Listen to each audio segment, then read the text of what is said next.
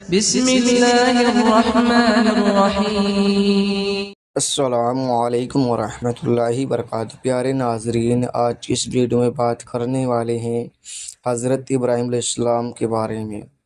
پچھلے پارٹ 3 میں ہم نے دیکھا ابراہیم علیہ السلام کا بادشاہ کو اسلام کی دعوت اور آپ کو سزا کے لیے تیار کی گئی ہوئی آگ کا ٹھنڈا ہو جانا۔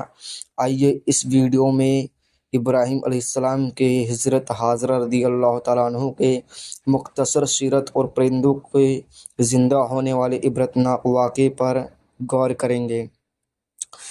قلعہ دانیان کی اور برحال حضرت ابراہیم علیہ السلام اپنے باپ آزر اور قوم سے جدا ہو کر فرات کے پشچمی کنارے کے قریب ایک بستی میں چلے گئے جو قلعہ دانیان کے نام سے مشہور ہے۔ یہاں کچھ دنوں قیام کیا اور حضرت لوط علیہ السلام اور حضرت سارہ دونوں سفر میں ساتھ رہے۔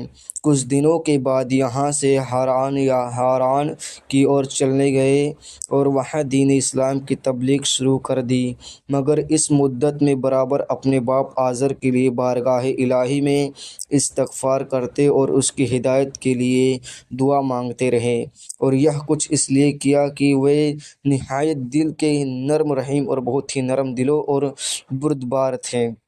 اس لیے آزار کی اور سے ہر قسم کی عداوت کے مظاہرے و باوجود انہوں نے آزر سے یہ وعدہ کیا تھا کہ اگرچہ میں تجھ سے جدا ہو رہا ہوں اور افسوس کہ تو نے اللہ کی رشد و ہدایت پر توجہ نہ کی، پھر بھی میں برابر تیرے حق میں اللہ کی مغفرت کی دعا کرتا رہوں گا۔ آخر کار حضرت ابراہیم علیہ السلام کو اللہ کی وحی نے مطلع کیا کہ آزر ایمان لانے والا نہیں ہے اور یہ انہی لوگوں میں سے ہے جنہوں نے اپنی نیک استعداد کو فنا کر کے خود کو اس کا مصداق بنا لیا۔ اللہ نے مہر لگا دی ان کے دلوں پر اور ان کے کانوں پر، ان کی آنکھوں پر پردہ ہے۔ البقرہ 2:7۔ حضرت ابراہیم علیہ السلام کو جب یہ معلوم ہو گیا تو آپ نے آزر سے اپنے الگ ہونے کا صاف اعلان کر دیا۔ فلسطین کی اور حضرت ابراہیم علیہ السلام اس طرح تبلیغ کرتے کرتے فلسطین پہنچے۔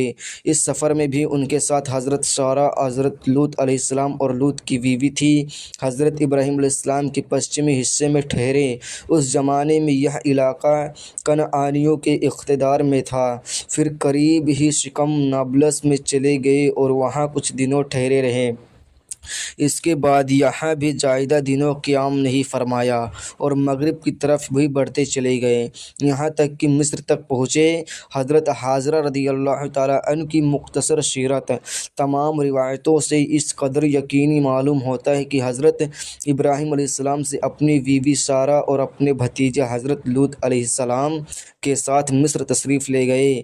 یہ زمانہ جب کہ مصر کی حکومت ایسے خاندان کے ہاتھ میں تھی جو سمی نوم سے تعلق رکھتا تھا، اور اس طرح حضرت ابراہیم علیہ السلام سے نسب سلسلے میں وابستہ تھا۔ یہاں پہنچ کر ابراہیم علیہ السلام اور مصر کے فرعون کے درمیان ضرور کوئی ایسا واقعہ پیش آیا جس سے اس کو یقین ہو گیا کہ ابراہیم علیہ السلام اور اس کا خاندان خدا کا مطلب اور برگزیدہ خاندان ہے۔ یہ دیکھ کر اس نے حضرت ابراہیم علیہ السلام اور ان کی بیوی حضرت سارہ کا بہت اعزاز کیا اور ان کو ہر قسم کی مال و متاع سے نوازا، اور صرف اسی پر اکتفا نہیں کیا بلکہ اپنے قدیم خاندانی رشتے کو مضبوط اور مستحکم کرنے کے لیے اپنی بیٹی حاجرہ کو بھی ان سے بیعہ میں دے دیا، جو اس زمانے میں رسم و رواج کے اعتبار سے پہلی اور بڑی بیوی کی خدمت گزار قرار پائی۔ چنانچہ یہودیوں کے اعتبار والی روایت کے مطابق حضرت حاجرہ شاہ من فرعون کی بیٹی تھی اور بندی نہیں تھی۔ توریت کا ایک اعتبار والا مسافر بھی سلومعلو اسحاق کتابیں میں لکھتا ہے، جب اس نے رقیون شاہ مصر نے سارہ کی وجہ سے کرامتوں کو دیکھا تو کہا، میری بیٹی کا اس گھر میں ہو کر رہنا دوسرے گھر میں ملکہ ہو کر رہنے سے بہتر ہے۔ ارض القرآن بھاگ پارٹ 2 41۔ دوسرے عربی بھاشا میں حاجرہ کے معنی کے لحاظ سے قیاس کے قریب زیادہ یہی ہے کہ چونکہ یہ اپنے وطن مصر سے جدا ہو کر یا ہجرت کر کے حضرت ابراہیم علیہ السلام کے شریک حیات اور حضرت سارہ کی خدمت گزار بنی، اس لیے حاضرہ کہلائی۔ اور توریت میں حاضرہ کو صرف اس لیے کہا گیا کہ صحیح مصر نے ان کو سارہ اور حضرت ابراہیم علیہ السلام کے سپرد کرتے ہوئے یہ کہا تھا کہ وہ سارہ کی خدمت گزار رہے گی۔ رد مطلب نہ تھا کہ وہ لڑکی ذریعے کے معنی میں ہے۔ پرندوں کا زندہ ہونا والا عبرتناک واقعہ۔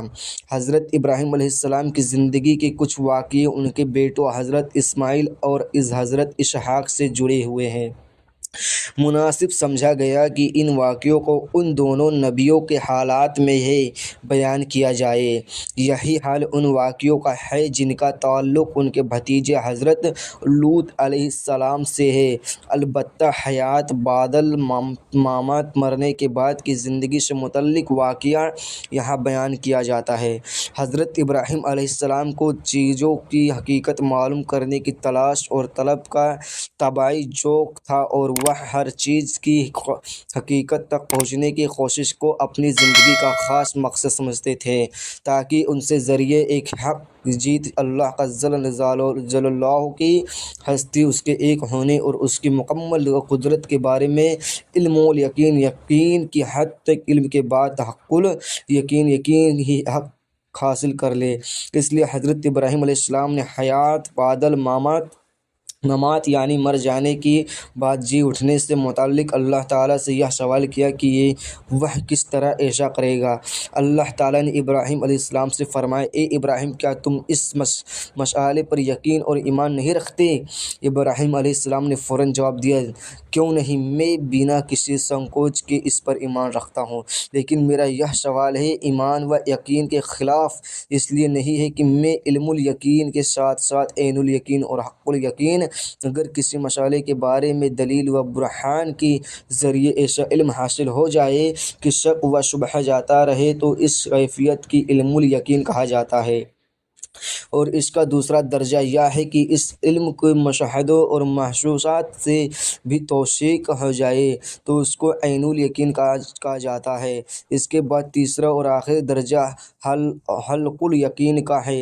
اس کا وہ کیفیت ہے جب اس مسئلے سے متعلق تمام حقیقتیں واضح ہو جاتی ہیں اور آگے جستجو کی خواہش باقی نہیں رہتی۔ کا خواستگار ہوں، میں نے تمنا یہ کہ تو مجھ کو آنکھوں سے مشاہدہ کرا دے کہ موت کے بعد زندگی کی کیا شکل ہوگی۔ تب اللہ تعالیٰ نے فرمایا کہ اچھا، اگر تم کو اس کے مشاہد کی طلب ہے تو کچھ پرندے لے آؤ اور ان کے ٹکڑے ٹکڑے کر کے سامنے والے پہاڑ پر ڈال دو اور پھر فاصلے پر کھڑے ہو کر ان کو پکارو۔ حضرت ابراہیم علیہ السلام نے ایسا ہی کیا۔ جب ابراہیم علیہ السلام نے ان کو آواز دی تو ان سب کو ٹکڑے الگ الگ ہو کر فوراً اپنی اپنی شکل پر آ گئے اور زندہ ہو کر حضرت ابراہیم علیہ السلام کے پاس اڑتے ہوئے چلے آئے، اور واقعہ سورہ بقرہ کی آیت 260 میں بیان ہوا ہے۔ حضرت ابراہیم علیہ السلام کی اولاد اور عمر: حضرت ابراہیم علیہ السلام کی بڑے بیٹے حضرت اسماعیل علیہ السلام کے والدت کا وقت ان کی عمر 87 سال تھی، اور دوسرے بیٹے حضرت اسحاق کی ولادت کے وقت ان کی عمر پورے 100 سال تھی۔ حضرت ابراہیم علیہ السلام نے حضرت سارہ اور حضرت حاجرہ کے علاوہ ایک اور شادی کی، جن سے ان کے یہاں 6 بیٹے ہوئے۔ ان کی نسل اپنی ماں کے نام پر بنی کتورہ کہلائی۔ حضرت ابراہیم علیہ السلام کی کل عمر 175 سال ہوئے۔ وہ حبرون یروشلم کے قریب ایک جگہ میں دفن کیے گئے ہیں۔ انشاءاللہ اگلی ویڈیو میں حضرت اسماعیل علیہ السلام کا ذکر کے بارے میں بیانات کریں گے۔